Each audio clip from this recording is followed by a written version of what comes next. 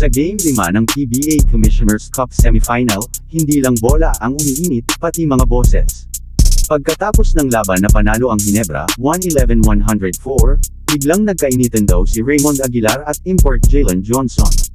Sabi ng mga nakakita, parang eksena sa teleserye. Hoy ikaw, una tumingin. Ha! Ikaw nga. Habang papunta na sila sa dugout, nagkatinginan, tapos boom. Sigawan level 100. Tinatanong si Aguilar, anong nangyari? Sagot niya, no comment. Si Johnson, ayun din, no comment din.